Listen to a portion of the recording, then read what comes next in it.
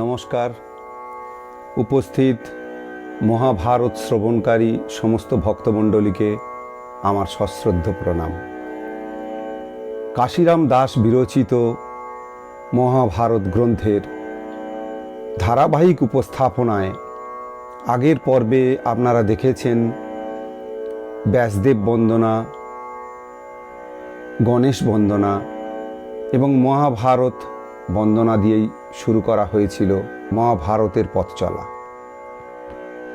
আজকের আমরা যে পর্ব নিয়ে আলোচনা শুরু করব তা হল সৌতির নিকট শৌনকাদি ঋষির ভৃগুবংশ বিবরণ জিজ্ঞাসা। শৌনকাদি ঋষিগণ নৈমিষ কাননে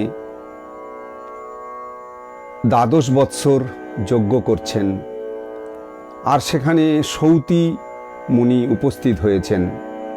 সৌতি মুনিকে শৌনকাদি ঋষিগণ জিজ্ঞাসা করছেন ভৃগু বংশের বিবরণ। শৌনকাদি মুনিগণ নৈমিষ কাননে 12 বর্ষ যজ্ঞ করে এক মনে। শৌনকাদি মুনিগণ নৈমিষ কাননে 12 বৎসর যজ্ঞ করছেন এক মনে, আর সেখানে লোমহর্ষণের পুত্র সৌতি নাম ধরো, ব্যাস উপদেশে সর্বশাস্ত্রেতে তৎপর। লোমহর্ষণ মুনির পুত্র সৌতি ব্যাসের আদেশে উপস্থিত হয়েছেন সেই যজ্ঞস্থলে। ভ্রমিতে ভ্রমিতে গেল নৈমিষ কাননে, সনকাদি মুনিগণ যজ্ঞ করে সেইখানে। তিনি ঘুরতে ঘুরতে ব্যাসের উপদেশে সনকাদি মুনিরা যেখানে যজ্ঞ করছেন সেখানে উপস্থিত হলেন। মুনিগণে প্রণমিল সুতের নন্দন, আশীর্বাদ করি সবে দিলেন ও আসন। মুনিগণে প্রণমিল সুতের নন্দন। সুত দন্তেশ্ব দীর্ঘৌত, এই সুত অর্থ স্তুতি পাঠক, অর্থাৎ আগেকার দিনে গুরু শিষ্য পরম্পরার মাধ্যমে যখন এই ধরনের শাস্ত্র শ্রবণ এবং পাঠ হতো, এভাবেই গুরু শিষ্য পরম্পরার মাধ্যমে ধারাবাহিকভাবে যখন চলতো, যারা সুত তারা এই স্তুতি শুনতেন, শ্রুতি আকারে শুনে নিতেন এবং স্তুতি পাঠের মাধ্যমে ধারাবাহিক পরম্পরাতে এগিয়ে নিয়ে যেতেন, তাই তাদের সুত বলা হতো। স্তুতি পাঠক তারা ছিলেন। মুনিগণে প্রণমিল সুতের নন্দন, আশীর্বাদ করি সবে দিলেন ও আসন। আসনে বসিলে সৌতি কন মুনিগণ, কোথা হইতে হইল সৌতি তব আগমন। মুনিগণ জিজ্ঞাসা করছেন সৌতি মুনিকে যে আপনি কোথা থেকে এলেন এই স্থানে, কোথা হতে হইল সৌতি তব আগমন, কোথায় বা এত কাল করিলা যাপন। আপনি কোথা থেকে এলেন আর এত কাল বা কোনখানে যাপন করে এলেন, কোনখানে ছিলেন আপনি? সবিস্তারে কহ সবে করিব শ্রবণ। মুনিগণ প্রশ্ন শুনি সুতের কুমার, সবিনয়ে কর পুটে করেন বিস্তার। মুনিগণের এই প্রশ্ন শুনে সুতের কুমার সবিনয়ে কর পুটে, হাত জোড়ো করে তিনি বিস্তার আকারে বলতে শুরু করলেন। মহারাজ জন্মে জয় পরীক্ষিত পুত্র, সর্পকুল বিনাশার্থে কৈলা সর্প সত্র। মহারাজ জন্মে জয় পরীক্ষিতের পুত্র সর্পের কুল ধ্বংস করার জন্য সর্পসত্র অর্থাৎ সর্পযজ্ঞ শুরু করেছেন। সেই স্থান থেকে এই সৌতি আগমন করেছেন। সেই যজ্ঞে মুনি শ্রেষ্ঠ শ্রী বৈশম্পায়ন, ব্যাস বিরচিত কথা করানো শ্রবণ। আর সেই সর্পযজ্ঞ যখন বিনষ্ট হয়ে গেল, তখন ব্যাস বিরচিত কথা জন্মেজয় শ্রবণ করেছিলেন, আর সেই কথা আজ তিনি এখানে বিস্তার আকারে বলছেন। বিস্তারে শ্রবণ করে ভারত আখ্যান, যাহার শ্রবণে নর পায় দিব্য জ্ঞান। আর সেই যজ্ঞস্থলে ব্যাস বিরচিত কথা ভারত আখ্যান, মহাভারত শ্রবণ করছেন জন্মেজয়, যার শ্রবণে নর পায় দিব্য জ্ঞান। আমরা যে গতানুগতিক পড়াশোনা করি, এই পড়াশোনার মাধ্যমে আমরা জ্ঞান অর্জন করি, কিন্তু দিব্য জ্ঞান, ভগবানের জ্ঞান অর্জন করতে হলে আমাদেরকে অবশ্যই এই ধরনের রামায়ণ, মহাভারত, পুরাণ আদি এই ধরনের গ্রন্থ অবশ্যই পাঠ করতে হয়। নানা তীর্থ পর্যটন করি অবশেষে, উপনীত হইয়াছি তোমা সবা পাশে। সৌতি বলছেন যে অনেক তীর্থ পর্যটন করে আজ আমি উপস্থিত হয়েছি তোমাদের এই পাশে। সূর্যাগ্নি সমতে যা তোমা সবা জনে, ব্রহ্মরূপে অবতীর্ণ নৈমিষ কাননে। ধর্ম ইতিহাস কিংবা পুরাণ কাহিনী, শ্রবণে মানুষ কিবা কহ মহামুনি। সব মুনির উদ্দেশ্যে তিনি বলছেন যে আপনাদের যদি শ্রবণের ইচ্ছা থাকে তাহলে অবশ্যই আমি সে কথা বলবো। আদেশ করুন আমি করিব কীর্তন, যাহার শ্রবণে সর্ব পাপ বিমোচন। বলছেন আদেশ করুন, যার শ্রবণে সব পাপ বিমোচন হয়ে যাবে। সৌতির বচন শুনি কন মহামুনি, তব তাত সুত ছিলা সর্বশাস্ত্র জ্ঞানী। সৌতির এই কথা শুনে মুনিগণ বলছেন যে তব তাত, আপনার পিতা লোমহর্ষণ ছিলেন সর্বশাস্ত্র জ্ঞানী, আর আপনি তার থেকে এই কথা শ্রবণ করেছেন, অবশ্যই আপনি আমাদেরকে বলুন। সুত মুখে বহু শাস্ত্র করেছি শ্রবণ, তার পুত্র তুমি হে জিজ্ঞাসি সে কারণ। কি জানো হো কহ তুমি করিব শ্রবণ, ভৃগু বংশ উৎপন্ন হইল কিরূপেতে, বিস্তার করিয়া কহ সবার অগ্রেতে।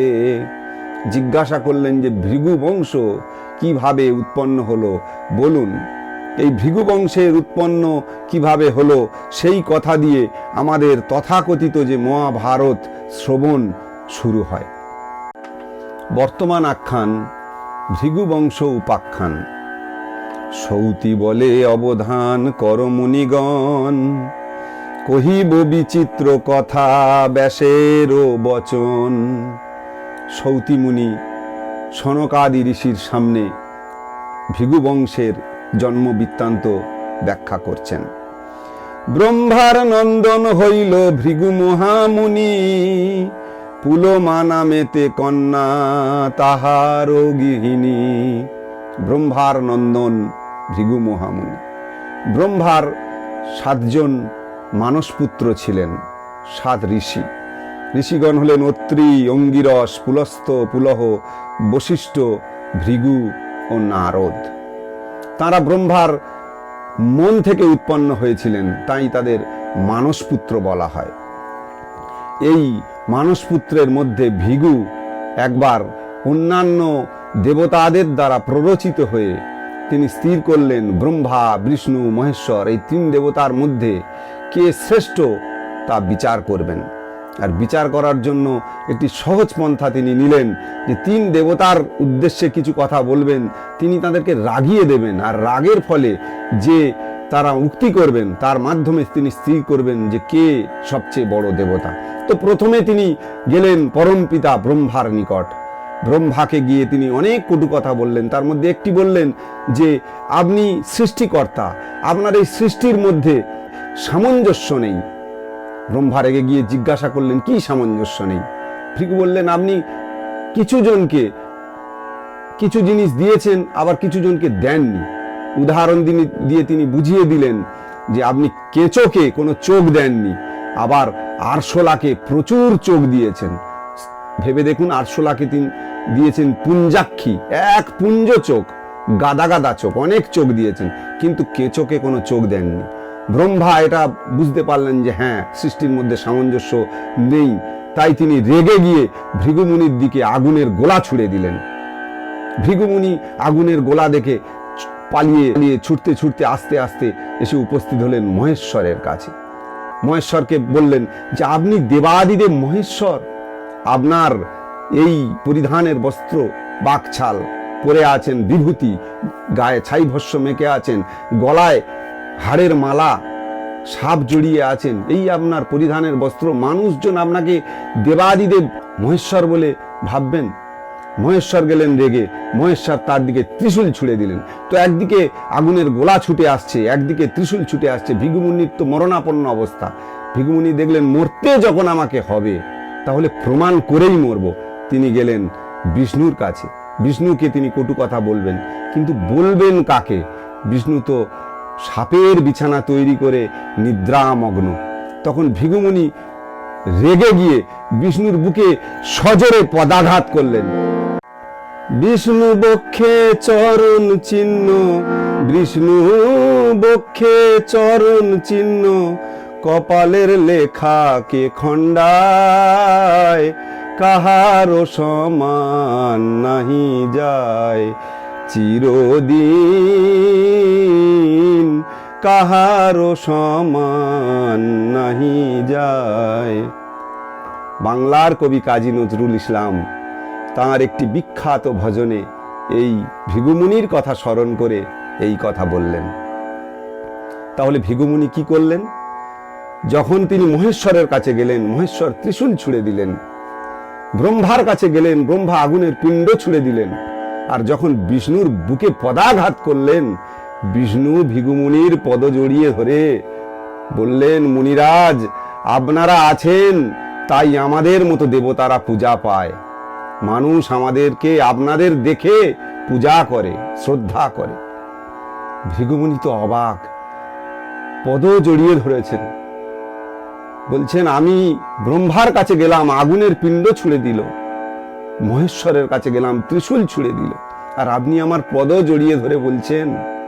তো সেই দিন ভৃগুমুনি দেখলেন সবচেয়ে সহিষ্ণু বিষ্ণু, তিনি ঘোষণা করলেন যে আজ থেকে আমি ঘোষণা করলাম যে এই ব্রহ্মা বিষ্ণু মহেশ্বর সমস্ত দেবতার মধ্যে শ্রেষ্ঠ, কিন্তু এই তিন দেবতার মধ্যে শ্রেষ্ঠ হলেন বিষ্ণু। এ কথা ভাগবত পুরাণেও উল্লেখ করা হয়েছে।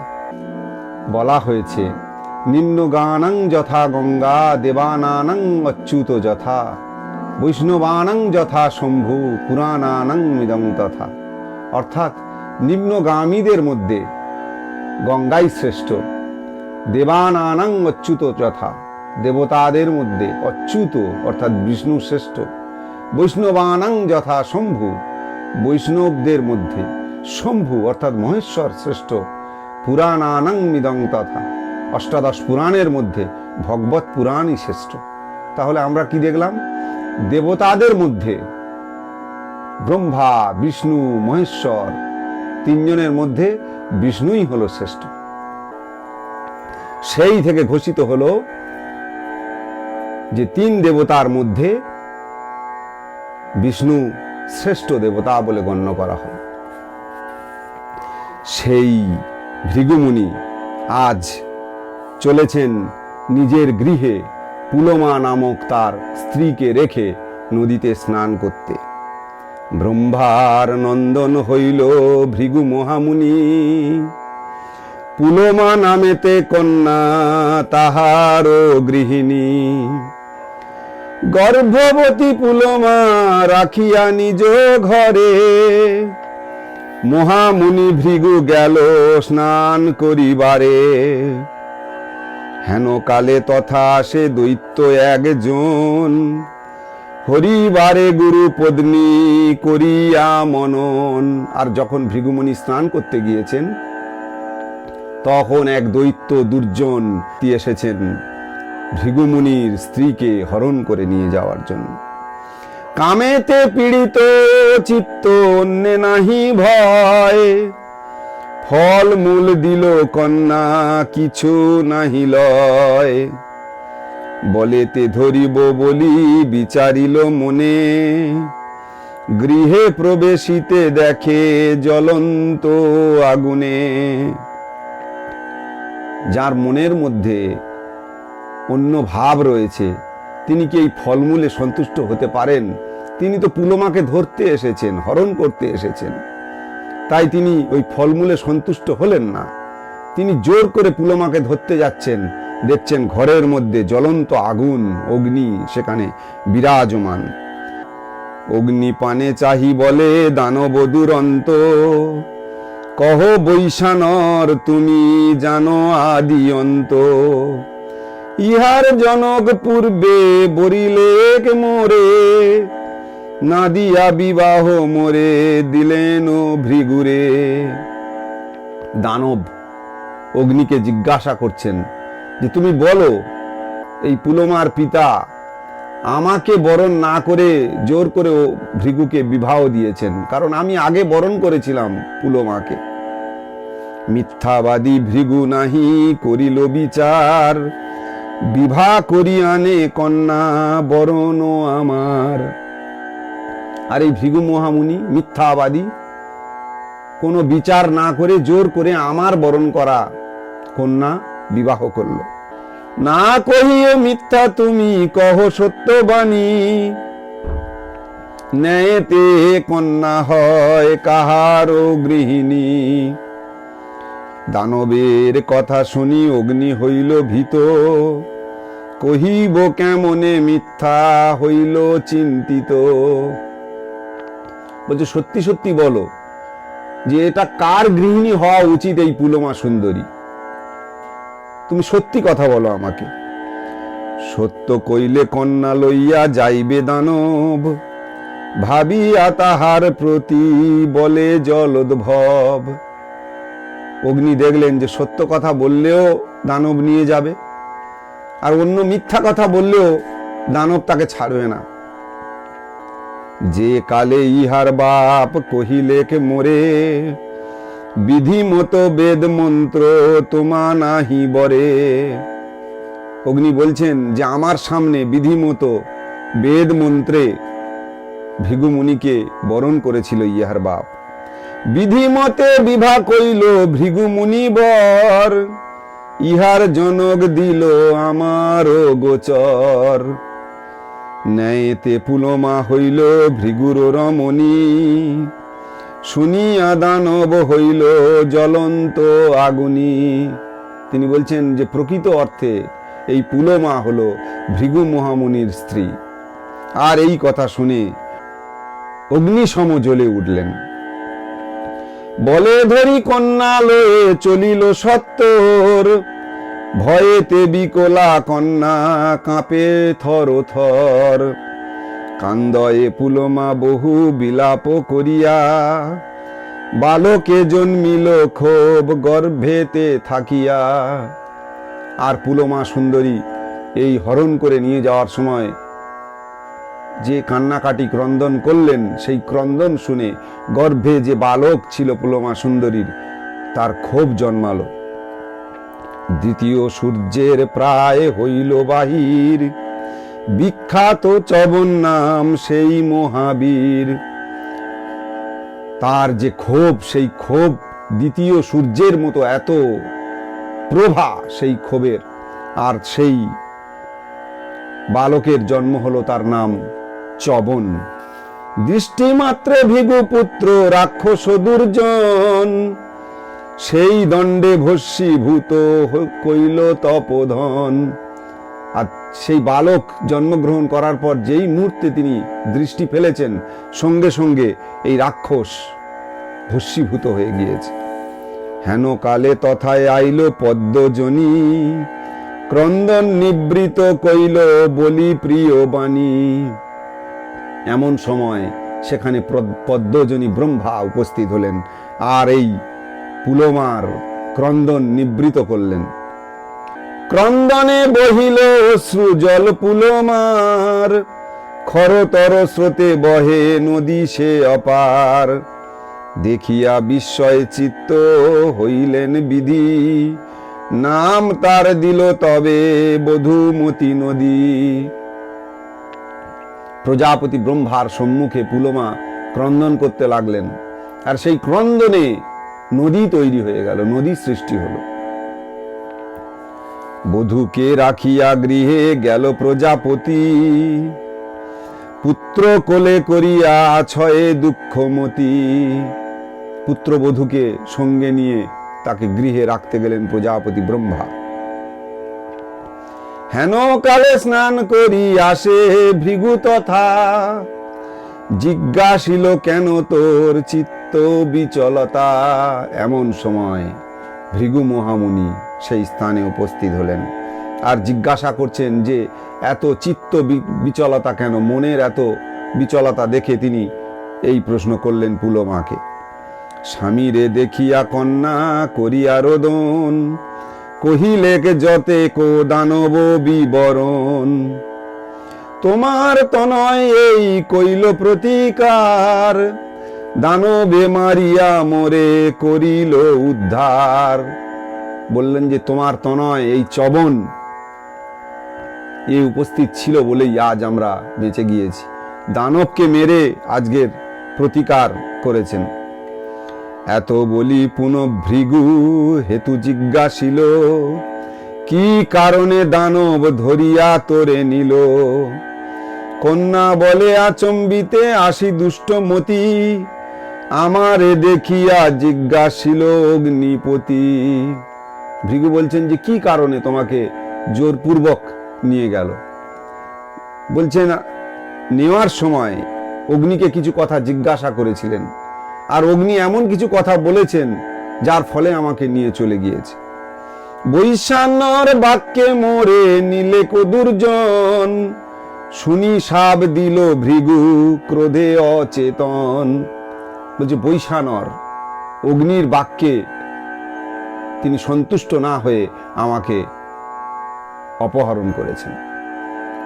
তো এই কথা শুনে ভৃগুমুনি অগ্নিকে অভিশাপ দিয়েছিলেন।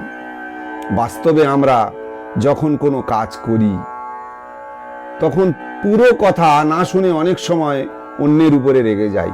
আমাদের অবশ্যই পুরো কথা শোনা উচিত। এখানে ভৃগুমুনি পুরো কথা শোনেননি পুলমার, তিনি শুধু শুনেছেন, অগ্নির কথাতে ধরে নিয়ে গিয়েছেন, কিন্তু অগ্নি কি বলেছিলেন সেটা ভৃগুমুনির শোনা উচিত ছিল।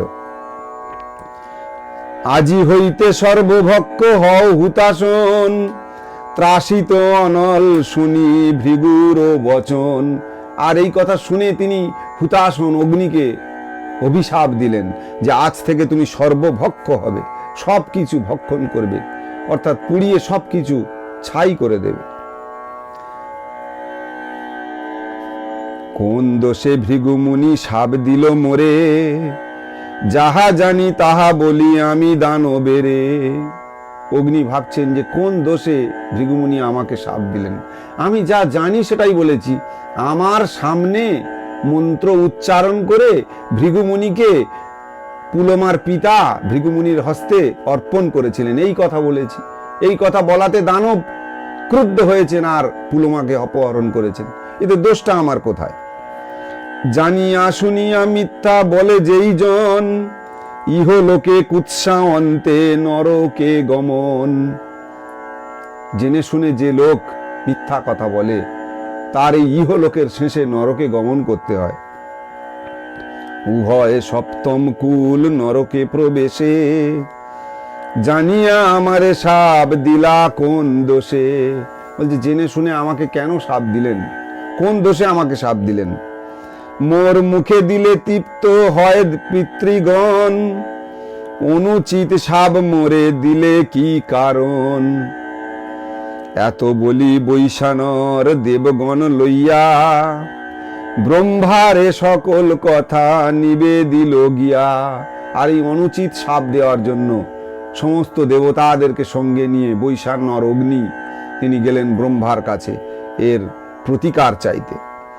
ব্রহ্মা বলে অগ্নি দুঃখ না ভাবিও মনে, সকল হইবে শুদ্ধ তোমারও কারণে। ব্রহ্মা বললেন যে দুঃখ করার কিছু নেই, তোমার কারণে সমস্ত জিনিস শুদ্ধ হবে। এই যে তুমি সর্বভক্ষ হবে, এর ফলে সমস্ত জিনিস শুদ্ধ হবে। ব্রহ্মার বচনে অগ্নি সন্তুষ্ট হইয়া পুনরূপী ত্রিজগতে ব্যাপিল আসিয়া। আর এই কথা, ব্রহ্মার এই কথা শুনে অগ্নি সন্তুষ্ট হয়ে পুনরায় আবার এই ত্রিজগতে, স্বর্গ মর্ত্য পাতাল 3 জগতে আবার বিরাজ করতে শুরু করলেন অগ্নি। আজ এই পর্যন্ত।